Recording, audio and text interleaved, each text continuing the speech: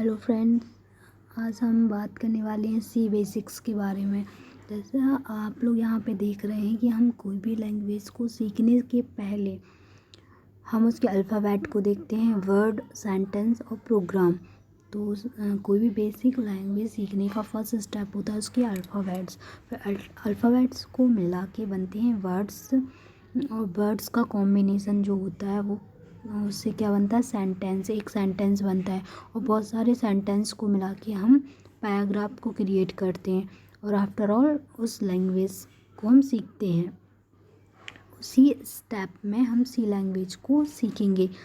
सी language एक क्या होती है, प्रोग्रामिंग लैंग्वेज होती है, जिसमें हम प्रोग्राम क्रिएट करेंगे और प्रोग्राम के द्वारा ही हम कंप्यूटर से अपना कोई भी कार्य करवा सकते हैं। प्रोग्राम्स ही एक प्रकार के सॉफ्टवेयर ही होते हैं जिनके द्वारा हम कंप्यूटर से कोई भी टास्क को करवा सकते हैं। तो सबसे पहले इसमें भी अल्फ़ाबेट्स, डिजिट और स्पेशल सिंबल्स का यूज़ किया जाता है।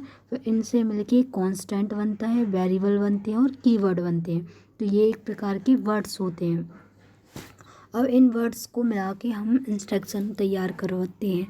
इंस्ट्रक्शन एक प्रकार के सेंटेंस ही होते हैं और इंस्ट्रक्शन से मिलके हमारा प्रोग्राम तैयार होता है। तो वन बाय वन हम इनको डिटेल में देखते हैं।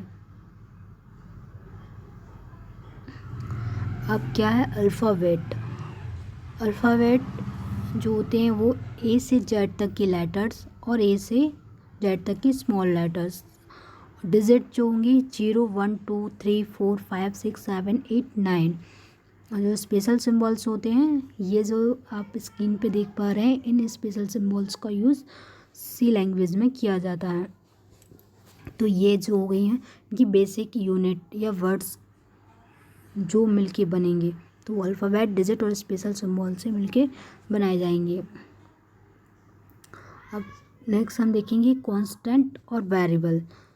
कांस्टेंट नाम से ही समझ में आ रहा है जो स्थिर हो या जिसकी वैल्यू चेंज ना हो, वो कांस्टेंट कहलाते हैं। एक प्रकार से हम देखते हैं कि हम जब प्रोग्राम बनाएंगे तो प्रोग्राम के थ्रू हम कुछ ना कुछ कैलकुलेशन करवाएंगे। तो कैलकुलेशन कराने के लिए हमें डेटा चाहिए होगा, तो वो डेटा जो होता है वही कांस्टेंट कहलाता है। जैसे हमें किसी कैलकुलेटर बनाना है तो उसके लिए हम कुछ नंबर इनपुट करवाएंगे, जैसे 2 4 3 5 या किसी का नाम हुआ, तो ये जिनकी वैल्यू चेंज नहीं होगी वो कांस्टेंट कहलाते हैं।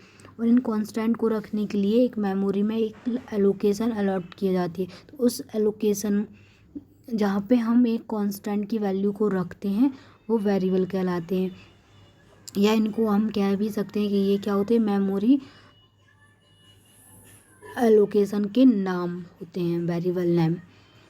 आप फिगर में भी देख पा रहे होंगे स्क्रीन पे कि जो 14 है वो कांस्टेंट है और जो जिस मेमोरी ब्लॉक में रखा हुआ है वो x है, और यहाँ पे जो राम है वो नेम टाइप के मेमोरी एलोकेशन में रखा हुआ है। ओके, अब कीवर्ड्स क्या होते हैं।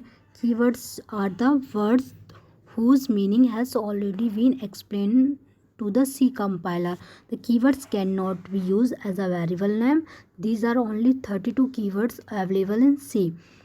तो जो कीवर्ड्स होते हैं वो एक प्रकार के वर्ड होते हैं जिनका मीनिंग सी कंपाइलर में पहले से ही स्टोर होता है। इनका यूज़ हम वेरिएबल के जैसे नहीं कर सकते हैं, और ये 32 फिक्स होते हैं, जैसे ऑटो, ब्रेक, केस, कैर, इंट, लॉन्ग, डू, इफ। इन सब का यूज़ हम प्रोग्राम में देखेंगे इनका यूज़।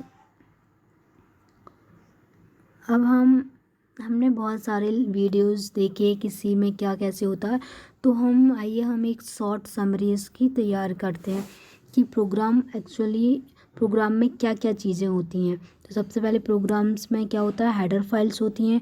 उसके बाद हम फंक्शन लिखते हैं, जैसे ब्रैकेट जो लगा के फंक्शंस लिखे जाते हैं। फिर वेरिएबल नेम डिक्लेयर किया जाता है। फिर हम इन सभी लाइंस को हम क्या बोलते हैं, इंस्ट्रक्शन बोलते हैं। इसमें एक्सप्रेशन भी होती हैं। तो एक जो प्रोग्राम है वो किन किन चीज़ों से मिलके बना होता है, header file, function, variable name, expressions, keywords in सब से मिलके एक प्रोग्राम तैयार होता है। तो ये जो प्रोग्राम आप देख रहे हैं वो एक सिंपल 2 डिजिट का सम करवाने के लिए बनाया है। तो इसमें हमने stdio.h और conio.h 2 प्रकार की हेडर फाइल ली हैं।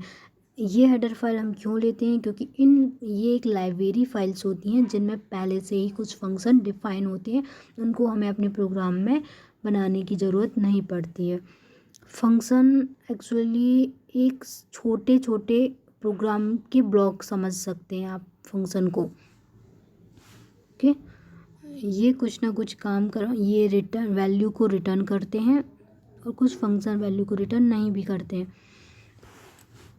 तो यहाँ पे हमने एक फंक्शन लिया है इंट मैन। ये मैन फंक्शन होता है। कोई भी कंपाइलर जो होगा वो एग्जीक्यूशन स्टार्ट करता है ओनली मैन फंक्शन से, मतलब जो भी वो लाइनों को रीड करना स्टार्ट करेगा तो वो सबसे पहले क्या रीड करेगा, मैन फंक्शन ही रीड करेगा।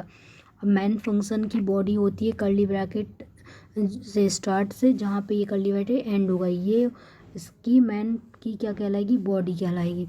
इसके अंदर ही हम सब कुछ लिखेंगे।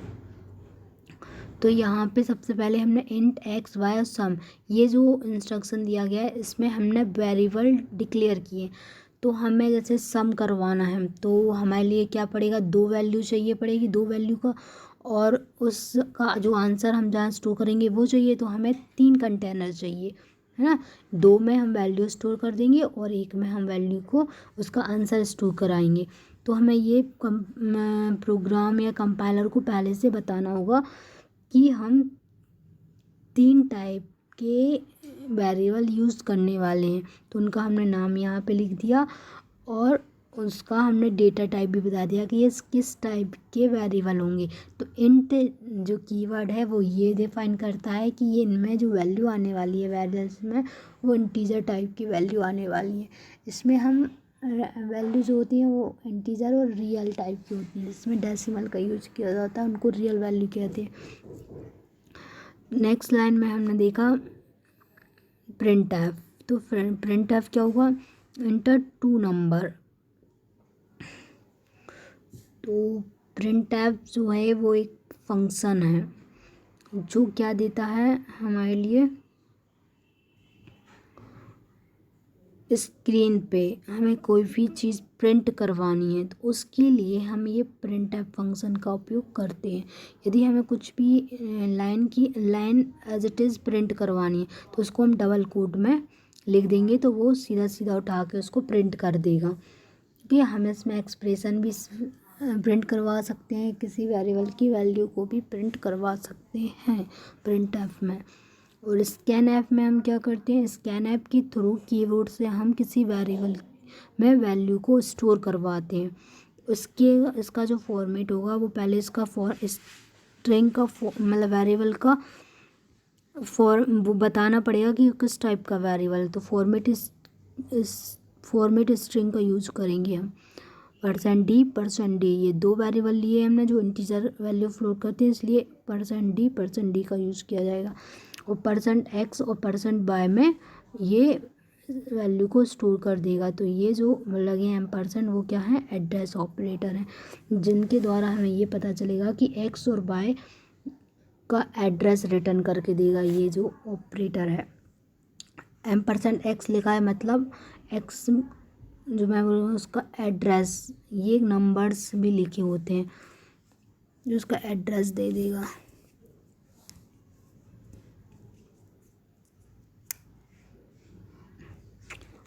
और इसके बाद हम एक्सप्रेशन देंगे sum equal to x plus y. Okay, तो इसमें x और y की वैल्यू प्रिंट होके सम में असाइन हो जाएगी।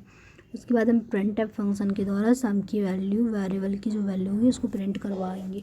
तो सम ऑफ 2 नंबर ये लाइन प्रिंट होगी। फिर जो %d लगाए, हम वेरिएबल तो दे देंगे पर वो वेरिएबल तो फिर वेरिएबल ही प्रिंट कर देगा, नाम ही प्रिंट कर देगा। तो उसकी हमें वैल्यू प्रिंट करवाना है उसकी जगह, तो %d लगाना होगा आपके लिए। उसके बाद सेमीकोलन से क्लोज करेंगे। उसके बाद गेट ch लगाएंगे। गेट ch क्या होगा, ये अपना लाइन यदि हम गेट सी एच नहीं लिखते हैं तो ये जो हम रन करवा रहे हैं उसके बाद हमें आउटपुट स्क्रीन दिखाई नहीं देगी। तो गेट सी एच क्या करता है, तब तक स्क्रीन को होल्ड करके रखता है जब तक कि हम कोई उसको कैरेक्टर इनपुट ना कराएं। इसलिए हम गेट सी एच का यूज़ करेंगे।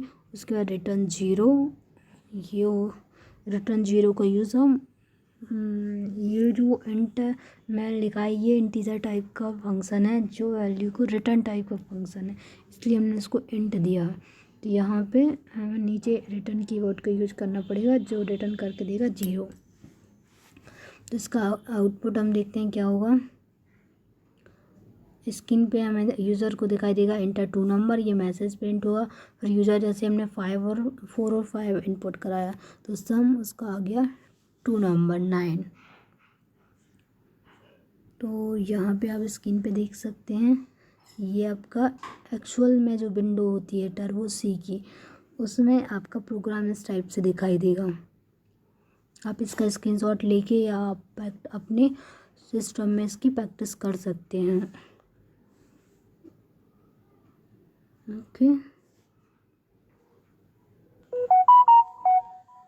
इसके बाद आप देख सकते हैं इसकी आउटपुट स्क्रीन, ये जो ब्लैक कलर की यूज़र की इनपुट वो इंटर 2 नंबर 4 और 5 में इनपुट किया तो सम ऑफ द 2 नंबर इज़ 9, ये आपको स्क्रीन पे दिखाई देगा।